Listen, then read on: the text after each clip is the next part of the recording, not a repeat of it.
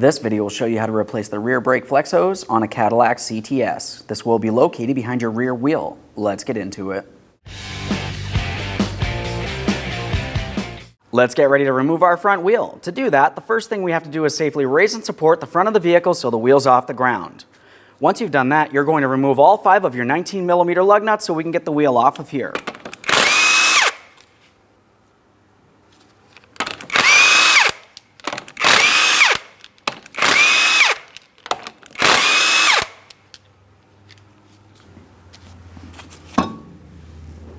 Now that we have the wheel out of the way, we have a clear view of our rear brakes. We can see the caliper and we can see our rear brake flex hose. Now right on the caliper is where we can see our bleeder screw. Typically you'll have some sort of bleeder screw cover. You're going to want to remove that. Sometimes you can take it off by hand. Other times you might have to pry it off, possibly with a small screwdriver of some sort. Now continuing on, I have a collection receptacle underneath my caliper bleeder screw. We're going to be opening this. Typically you'll see a steady trickle of fluid making its way out. What we're going to have to do once it's open is make our way inside of the passenger compartment. We're going to press the brake pedal all the way down to the floor and hold it there with something such as a pry bar up against the seat and the brake pedal. While pressing it down, more fluid will come out of here, but once it's down to the floor and staying there, you'll find that fluid stops coming out of the braking system, and that's exactly what we need to see. After that, we can close our bleeder screw again. 11mm for my bleeder screw.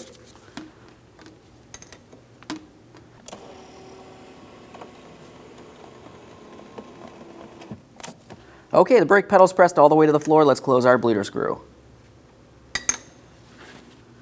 Now after closing our bleeder screw, let's disconnect our flex hose from the caliper.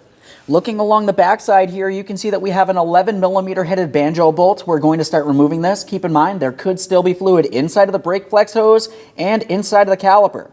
We still have our collection receptacle under this area.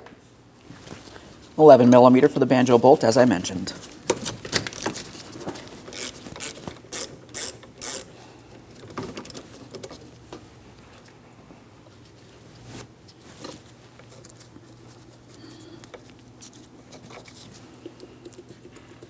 Continuing on, we need to make sure we remove the banjo bolt and both gaskets from our brake flex hose.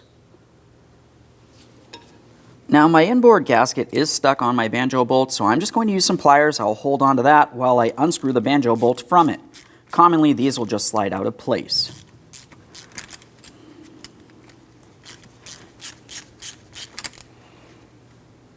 There's one of our gaskets. We'll set that aside for recycling. Go ahead and remove the banjo bolt from our flex hose. Now on the banjo bolt, we need to remove the second gasket. You want to make sure you clean and thoroughly inspect this. Replace it as necessary. I'll set it aside. With that out of place, let's just make sure we clean and inspect our brake flex hose. For this, I'm just using a clean rag. I don't want to use any type of detergent which might make its way inside of my braking system. We'll just double check, make sure it's a smooth surface on both sides. This looks good. So now as we follow this flex hose inboard, we're looking along what would be the inboard side of our subframe. This is where we can see our brake line leading into the flex hose. Now we do have a metal clip holding the flex hose in place. I'm not removing the metal clip yet. We want to focus on the brake line fitting. I'm going to use some penetrant in this area. We'll just let that run down into the proper areas and do its job. Now on my application, my brake line looks as though it has been replaced. So the fitting might not be the same size as yours. I'm using a 9/16 wrench. I'm going to start turning this counterclockwise so we can eventually remove the fitting and the brake line from the flex hose. In some instances, you might find once you break it free, you're going to want to take out the clip holding the flex hose in place and twist the flex hose rather than trying to remove the brake line fitting from the brake hose along the backside there. See, as you can tell, there's very minimal room here for a wrench, which is why I mentioned you can remove that clip to remove the brake hose instead. Okay, that actually came out fairly easily, which is nice. Now I'm going to continue on with my metal clip. As far as this metal clip is concerned, we're going to have to lift it up and out of position.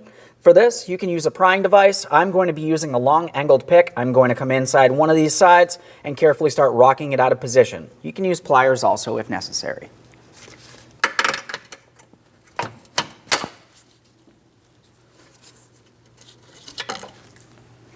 There's our clip. Now we'll take hold of the flex hose, attempt to remove it. If it does not slide out of place, you can carefully tap on it with a small hammer if necessary.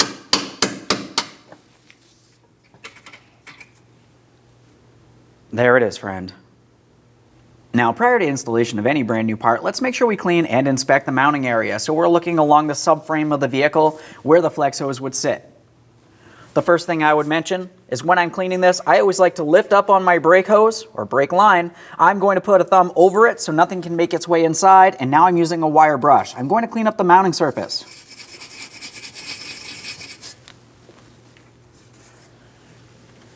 For this, I'm just going to use my wire brush. We'll go ahead and wipe this down.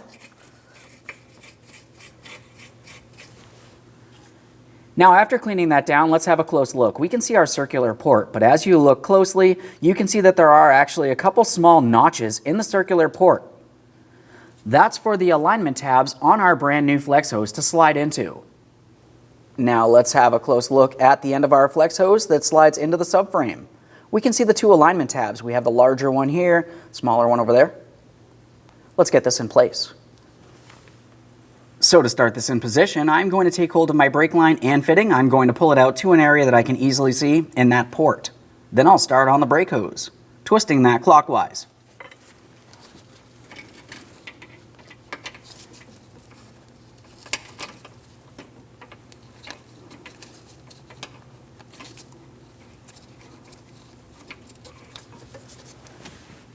Now that I have it started on, I'm going to continue on taking hold of the flex hose. I'm going to twist and press towards the subframe. Once it feels as though it's fully seated, those alignment tabs are properly aligned, we'll make sure we install our metal locking clip.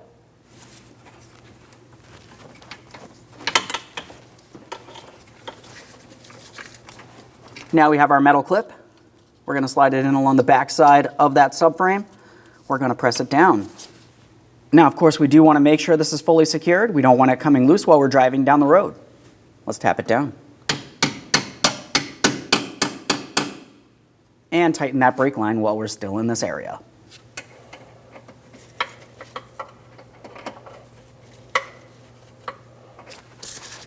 Oh yeah, that's bottomed out. Let's take it a tiny bit further. We don't want to strip anything, but we do want to make sure it's tight so we do not have a brake fluid leak from this area. Double check, make sure there's no movement from the line or from the brake hose in comparison to the bracket. This is good, so let's continue on around the rest of the flex hose leading to the caliper. We have our pinch bolt and a brand new gasket. Slide it down on there. Now let's start bringing the flex hose over towards being in position here. We'll take our banjo bolt, we're going to slide it through our port, install a gasket on the opposite side. Now we have a gasket on each side of the flex hose. Let's get this flex hose in position and start in the banjo bolt. Now I'll bottom it out and torque it to 37 foot-pounds.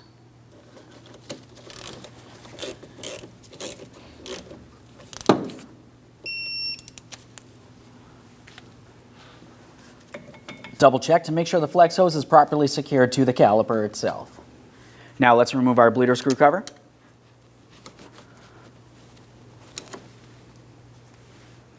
Now the next thing we have to do, we're going to pause in this area. We're making our way back to the passenger compartment. We're going to remove the pry bar holding our brake pedal in place and remove our master cylinder cover. Just go ahead and rest it on top. After completing that, we're back at the caliper. We're going to complete a gravity bleed. So with that said, we have a collection receptacle under the area.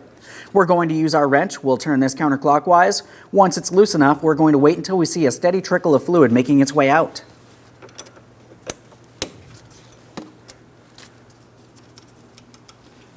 Give that a second. Okay, so I have a steady trickle of fluid making its way out. No more air bubbles. I'll go ahead and close this off. Let's clean any mess in this area.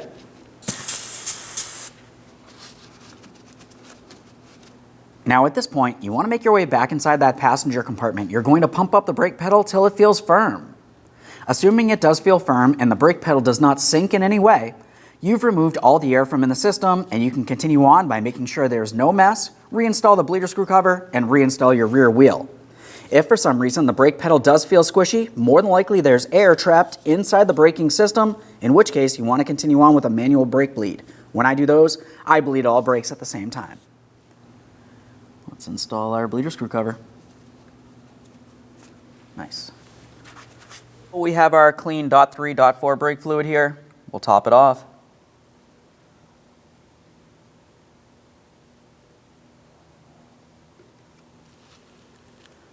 We'll reinstall the cover. Now, one last quick inspection in this area, we can prepare to install our rear wheel. We'll get the wheel in place, start on all 5 of our 19mm lug nuts, we'll bottom them out, get the wheel back on the ground, and we'll be torquing each of them to 100 foot-pounds in a crisscross manner.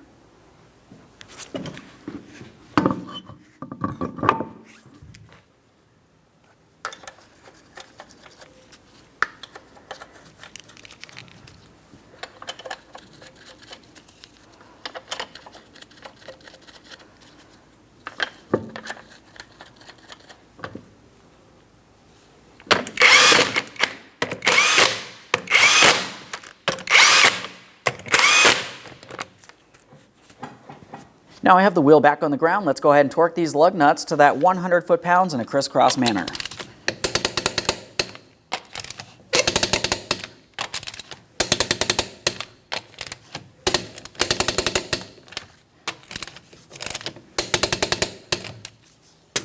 Torqued. Now, since brake fluid is corrosive to your vehicle's paint, let's put a protective barrier in between the master cylinder and the paint on our vehicle. The next thing we have to do is clean around the top of the master cylinder here. We want to make sure that there's no debris that might make its way inside of the braking system. After that, remove your cap. A quick inspection of the cap. If it looks like the seal's damaged, you're going to want to replace that cap and or the seal. After that, we're going to remove as much fluid from inside of the master cylinder as possible and replace it with clean .3 brake fluid. You can also use .4 as necessary. To do this, you can use a small fluid extractor. Remove as much fluid as possible. Just be careful not to get it on your paint.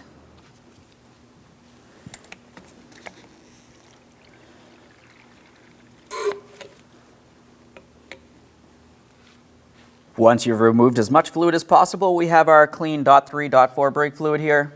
We'll top it off. We'll reinstall the cover.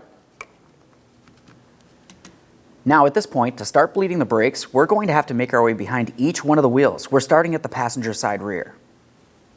Now we're starting our brake bleeding process at the passenger side rear. After I've completed this, we're going to the driver's side front. After completing bleeding 2 brakes, you need to stop at the master cylinder and top it off with some clean .3 or .4 brake fluid. Now I have a helper inside the passenger compartment. They're going to pump up the brake pedal for me. Of course, I have a collection receptacle and my 11mm wrench back here for my bleeder screw. Just get my wrench on there. Okay, go ahead and pump up the brake pedal, please.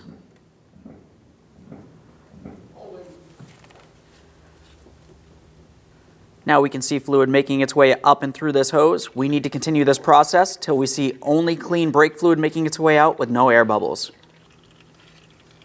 Okay, you can release, thank you. At this point on my application, I saw that I had only clean brake fluid making its way out with no air bubbles. That's exactly what I need to see. Of course, on your application, you'd want to repeat this process as many times as necessary till you've found the same. Once you've completed this caliper, just make sure you clean up any mess. If you had a bleeder screw cover, reinstall that, and we'll move along to the driver's side front. Now let's remove our bleeder screw cover from the bleeder screw. I like to fully remove it. We'll set that aside. I've turned the wheel so we can have a better look at the bleeder screw here. Now I'm going to be using a 10mm for my bleeder screw. I have the person inside the passenger compartment. They're preparing to pump up that brake pedal for me, just as we did before on the other caliper. So of course I need my collection receptacle, 10mm wrench. Go ahead and pump up the brake pedal, please.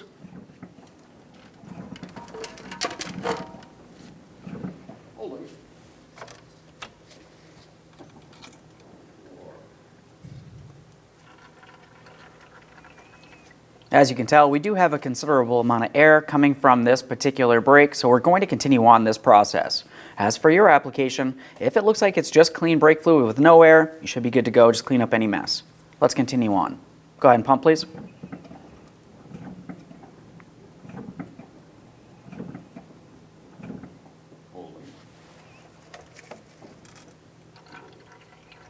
I'll just remove my collection receptacle. sure that that's nice and tight. And clean any mess.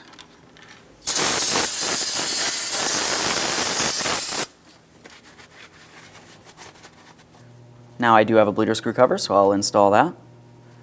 Now that I've finished bleeding 2 of my brake calipers, we need to make our way to the master cylinder. We're going to top it off to confirm that we do not draw any air inside of our braking system.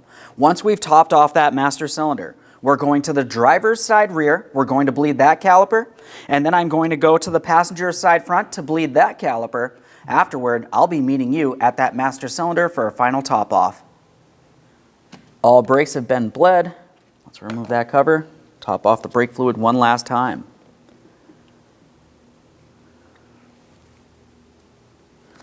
Make sure that's nice and tight.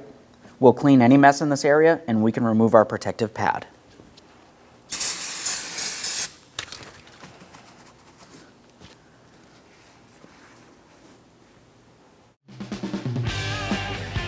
When only the best will do, demand TRQ. The only company that lets you view before you do. TRQ is committed to offering the highest quality aftermarket auto parts that are engineered for peace of mind. Thanks for using and viewing with TRQ.